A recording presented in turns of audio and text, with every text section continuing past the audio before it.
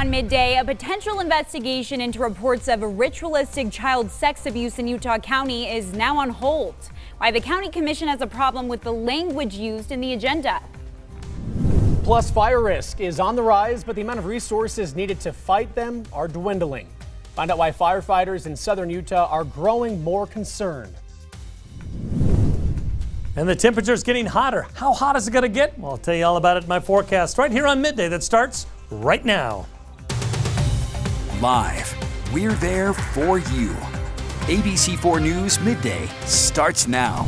Thanks for joining us for Midday. I'm Jillian Smuckler. And I'm Jordan Burrows, in for Brian Carlson. We begin in Utah County, where the launch of an investigation into reports of ritualistic child sex abuse is now on hold. This comes a week after the county attorney and sheriff held dueling press conferences over the case. Now, last night, the commission decided to hold off on moving forward until some key language is changed in the agenda. ABC4's Nick McGurk joins us live in the studio to explain more. Nick? Yeah, Jillian, I'll tell you this. It's very complicated sounding. We want to break it down for you. Utah County Attorney David Levitt said he and his wife are wrongfully involved in this ritualistic child sex abuse case, even though neither of them has been officially identified in the matter. So that's where we're going to start. The investigation was launched by the Utah County Sheriff's Office. Now, Levitt held a press conference last week that called for Utah County Sheriff Mike Smith to resign. He did this because he claims the sheriff's office, quote, leaked documents that allegedly accused him and his wife of cannibalism and murdering children. Now, the Utah County Commission, they revisited this last night, says they want to better understand the truth in the matter and why both parties held press conferences to talk about the case. Sheriff Smith spoke at last night's meeting. This is what he said right before he left. We will be transparent that this is inappropriate, Commissioner, and you know it. Obviously some drama there. Levitt told ABC4 he's calling for an independent investigation into the case and how the official case documents were initially released or leaked. He also called for the resignation of Utah County Sergeant Spencer Cannon. He believes the timing of this accusation is a political move as ballots drop for the Utah County Attorney's race, that primary later in the month. So the Utah County Commission decided to table the agenda item and revisit it next month.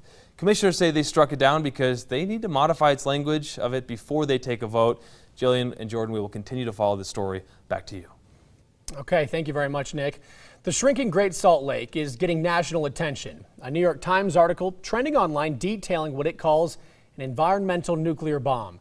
State Representative Joel Ferry says this New York Times article is raising awareness that this is far more than just a local issue. For example, if mountains get less snow, it impacts ski resorts as well as the Uintas, which drain into the Colorado River drainage system. And as the lake shrinks, there's a debate over how much water farmers and ranchers should be using. The Utah Department of Agriculture and Food says they use 85% of the state's water supply. While some blame them for using too much water, the agency says it's justified. The reason being there are nearly 11 million acres of farmland in the state, and only 10% of it is actually irrigated. We just hope that everybody considers those types of things when they hear negative reports about farmers, that there's a lot more to the story than just they use 85% of our water.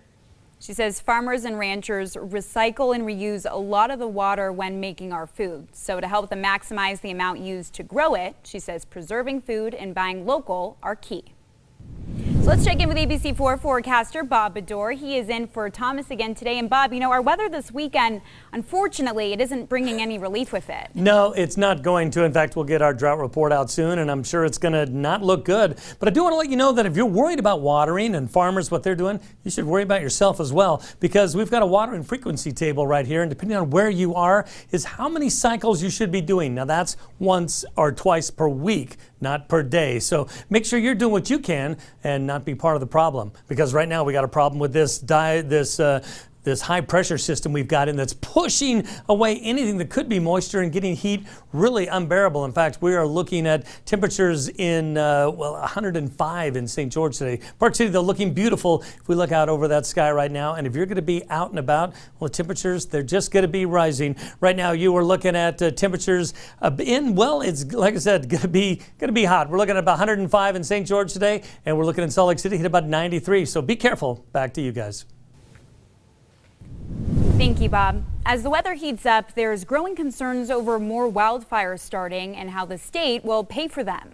Firefighters in southern Utah say more state funding is needed to have enough resources to fight them. The size of the blaze determines what type of response is needed. For example, big fires typically require crews both on the ground and in the air, and that costs hundreds of thousands of dollars. With more people moving down south, some say they aren't prepared for the season ahead. The last 14 years, Hurricane's gone from about having 700 calls a day to our fire district last year responded to 4,500 calls. And we'll hear from even more firefighters about how much money is needed to be able to fight these fires. That's coming up on ABC4 News at 4 o'clock. Salt Lake City police arrest a man they say is behind a deadly shooting. Officers say it happened at an apartment complex near 17th South and West Temple. They say 41-year-old Jared Lance blocked Robert Barrows from driving out of the parking lot.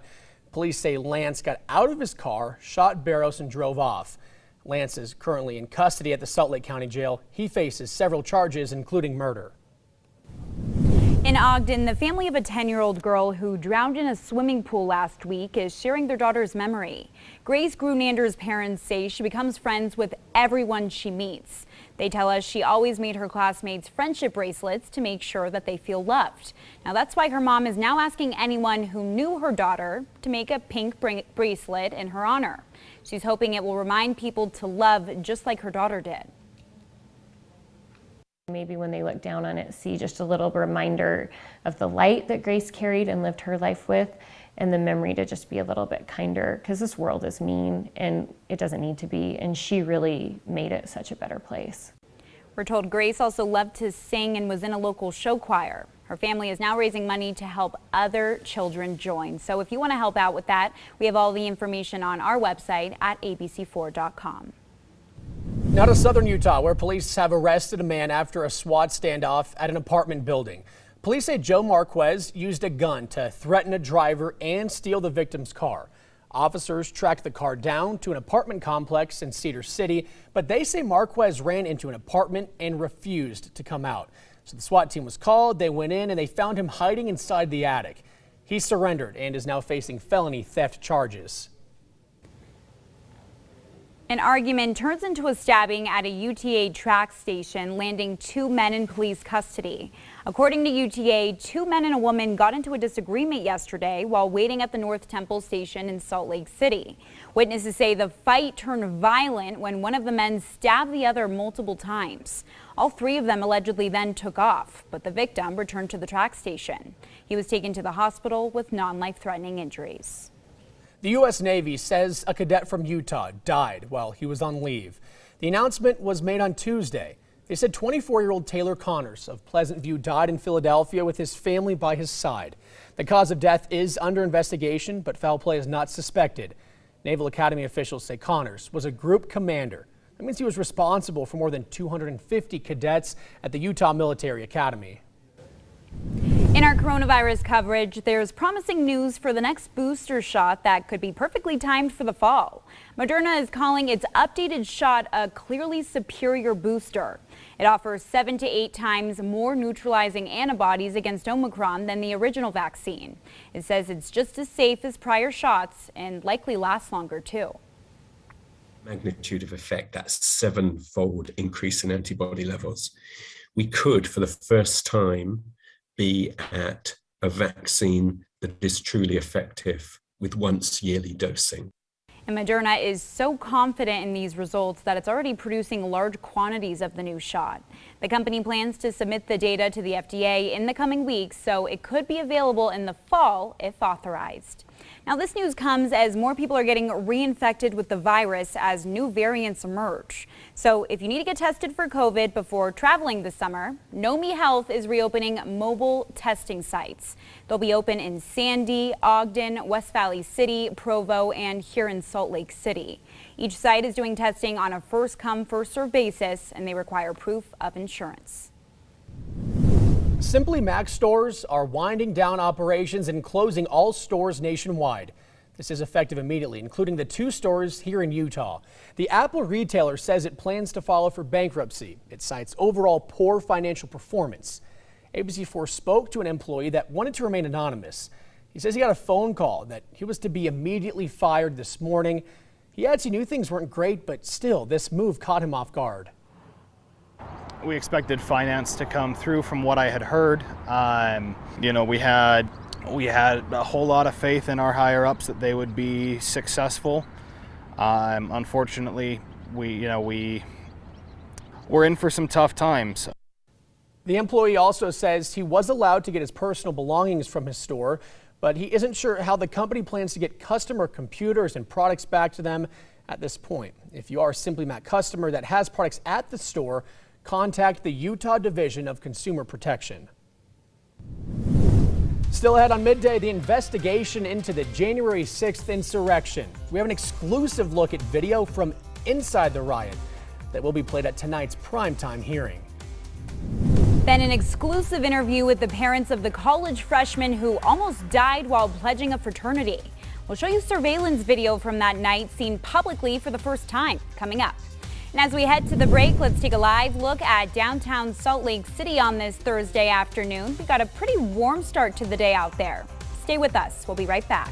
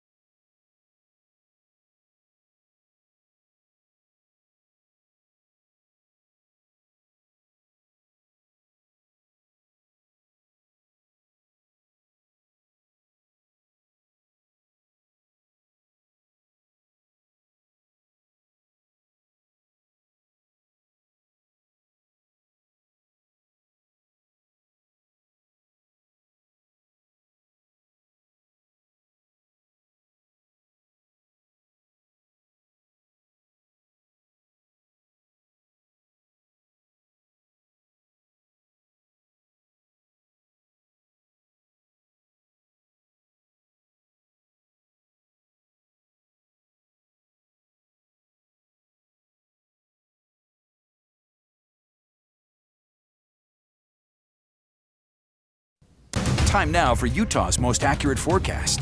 Weather rate certified 11 years in a row.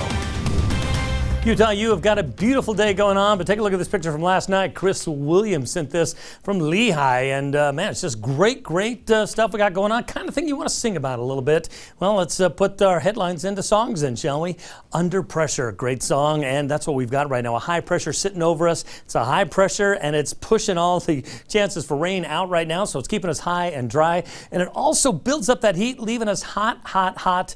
And well, if we look at our last one, fire and rain, it's because we've got a chance of rain coming in Monday after this weekend, and then we got to always watch out about the fire dangers happening down south. I'll show you what I mean here in just a moment, but right now let's take just a moment, look over our beautiful state, Moab, looking right there. We just missed some people canoeing by there, but we've got beautiful stuff going on. Cedar City is beautiful right now. Those clouds going by. Not any moisture coming down through there, but that's because of that high pressure system. See what it does is it keeps everything up there, and it's not letting any of it come down. But if we can take a look, see what's coming Sunday into Monday, you can see we're starting to get some close. Our hope is that we can get that to come down a little bit, that low pressure to come down a little bit more, and that'll give us what we want. Let's look at it this way. If I talk about the high pressure system leaving everything dry, watch how it's all hot right now. And then there's that low pressure system. This is the one I'm talking about. out. Boom, it starts to make its way Sunday, Monday, Tuesday. Cooler weather coming into the state Monday and Tuesday, which is great because that's exactly what we need. Temperatures right now pretty warm, 80s, 90s throughout the entire state right now.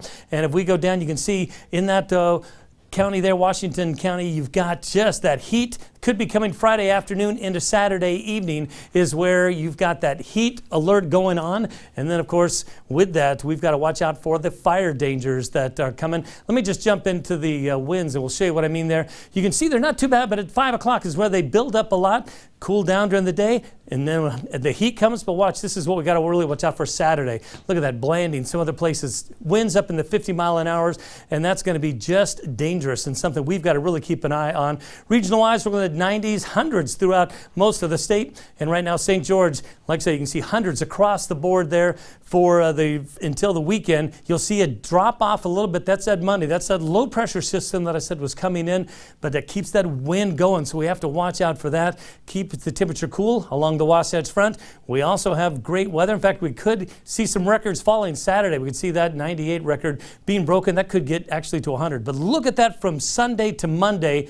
That is a 23-degree change in one day. So we're going to have crazy weather, but just make sure in this heat that you are watching out for it all. And if you want to keep an eye on the weather, well, we've got an app that does that for you. You can get that from the App Store, the Google Play Store. Use the QR codes right there, and you can keep track of the weather along with me. Happening tonight, the House Select Committee investigating the deadly January 6th attack on the U.S. Capitol will reveal never-before-seen video and tape testimony. The committee says it has substantial new evidence to show the American people of how our democracy was on the brink of disaster. ABC's M. Wynn has the details from Capitol Hill. Explosive, never-before-seen video. That's the promise made by the House Select Committee investigating the deadly January 6th attack on the Capitol. Tonight in prime time, the committee hoping to document the horrors of that day and attempt to prove their claim that former President Donald Trump did nothing to stop it. Instead, they allege laying the groundwork for the attack for months, repeatedly spreading lies that the 2020 presidential election was stolen from him. Vice Chair on the committee, Republican Representative Liz Cheney speaking to CBS. People must pay attention. People must watch, and they must understand how easily our democratic system can unravel. The committee set to reveal taped testimony with Trump administration officials, as well as Trump's family, including his daughter Ivanka Trump and son-in-law Jared Kushner. Ivanka Trump, I'm told, is quite candid about the fact that she that she told her father that he needed to do something to get out there to stop the riot. Also coming before the committee, documentary filmmaker Nick Quested, who was embedded with the Proud Boys before and during the Capitol riot. Also under scrutiny tonight, Trump's tweets before, during, and after the insurrection, like this one saying, "Go home with love and peace. Remember this day forever." House Minority Leader Kevin McCarthy attacking the findings before they've even been presented. This is the first hearing of 6 where the Select Committee will be presenting its findings. The hearings are expected to wrap up at the end of the month. M. Wynn, ABC News on Capitol Hill. In developing news, the House approves new gun regulations following testimony from survivors and families of the victims in recent mass shootings. Last night, 5 Republicans joined House Democrats approving a bill that would raise the minimum wage for buying semi-automatic rifles and shotguns to 21. It would also ban large capacity magazines and kits that allow people to assemble those so-called ghost guns. Yesterday, a 4th grader shared how she survived the attack at Robb Elementary School in Texas. I thought he was going to come back to the room, so I grabbed the blood and put it all over me. Sources say the bipartisan talks in the Senate are making progress with the potential for an agreement by Friday on a framework for a deal, and talks are ongoing about funding mental health resources. And closer to home, Utah teachers are getting trained on how to evaluate school threats and figure out what type of response is needed. The state considers the Comprehensive School Threat Assessment, or CSTAG, to be the standard for all Utah schools. A forensic clinical psychologist created the decision-making model by working closely with the FBI and the Secret Service. Threat assessment is providing supports and programs for students in need. Dr. Cornell, who you just heard from there, is teaching school leaders about the 5-step program for the next 2 days. He's hoping they can then train other educators on how to implement the program. Now to the latest on the threat against Supreme Court Justice Brett Kavanaugh. An armed man was arrested outside the justice's home. There's now growing calls for increased protection and security for judges across the country. ABC's Rena Roy has the latest. FBI agents scouring the home of 26-year-old Nicholas Roski, who's behind bars on attempted murder charges after police say he threatened to kill Supreme Court Justice Brett Kavanaugh. Investigators say he showed up at Kavanaugh's home around 1 a.m. Wednesday, then called 911 saying he had a gun on him and wanted to kill a specific Supreme Court justice because he was upset about the Uvalde school shooting and that leaked draft of a Supreme Court opinion that could overturn Roe v. Wade. Obviously, it's behavior that we will not tolerate. Threats of violence and actual violence against the justices, of course, strike at the heart of our democracy. Over the weekend, retired Wisconsin Judge John Romer was found zip-tied to a chair and shot dead in his home. 56-year-old suspect Douglas Udi died from a self-inflicted gunshot wound several days later. Court records show he pleaded no contest to armed burglary in 2005. Judge Romer sentenced him to 6 years in state prison. The U.S. Marshals say last year alone there were 4,500 threats and inappropriate communications against people protected by U.S. Marshals, like federal judges and prosecutors. Back in 2020, a disgruntled lawyer posing as a delivery man went to federal judge Esther Salas's New Jersey home, shot her husband, and killed her son. Since then, she's been pushing legislators to pass a bill that would limit access of public officials' private information.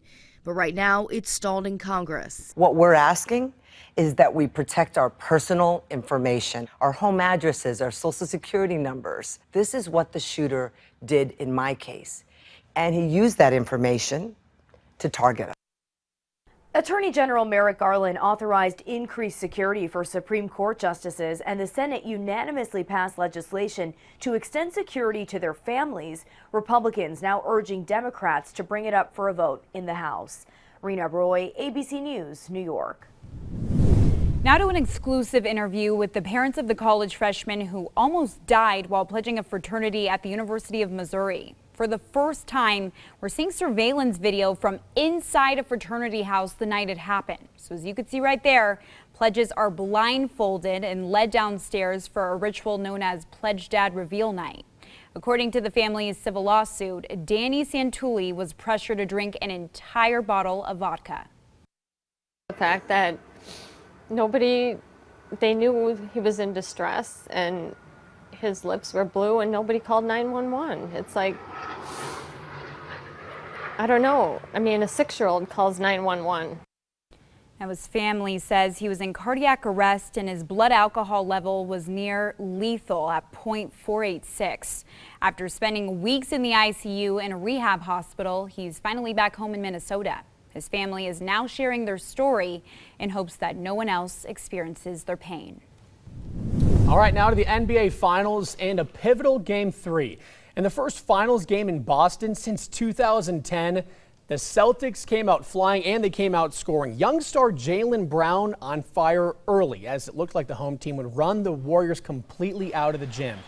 Golden State did come clawing back, just wasn't enough, shooting some buckets to cut Boston's lead. Yeah, they ended up losing this one because the Celtics pulled away, beating the Golden State Warriors 116-100. A 16-point loss for Jillian Smuckler's Golden State Warriors. Honestly, I did this to myself because I said, let's wear green today. I can't even believe I said that. Yeah, so now what are we going to wear for the Warriors? They playing 2 more days probably? I think they play tomorrow. Or tomorrow, probably just one day off. Yeah, we're going to wear blue and yellow. Okay. Honestly, any team I root for, if you watch, you know, if I'm rooting for them, they're going to lose. Or if I say it out loud. So now I'm going to start going with the opposite team, trying to do that reverse psychology here. Or we could just manifest the good news and wear Warrior stuff. Yeah. Because we wore the green in the Celtics one, right? Yeah, either way, we're bummed. All right, well, as we head to the break, let's take a live look outside at Cache Valley. More Midday after the break.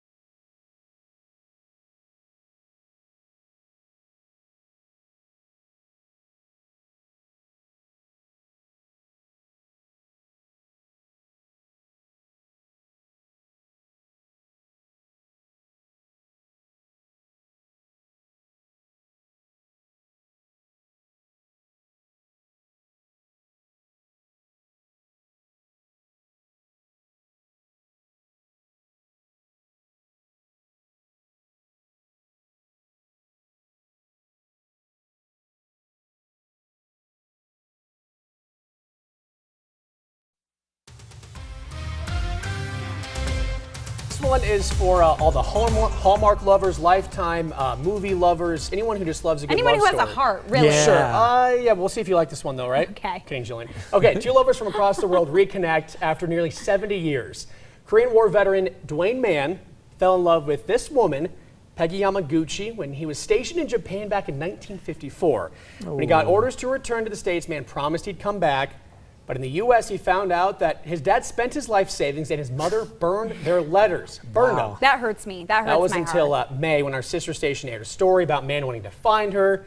It was shared all over the world, and this week they finally reunited. He called it a freeing experience. Yeah, but she got remarried. She didn't care. Yeah. She moved on. She did name one of her kids' middle names after Dwayne, right? It counts for something. It's going to be a movie. Take I'm going to care, go write everybody. it. We'll see you right soon. now.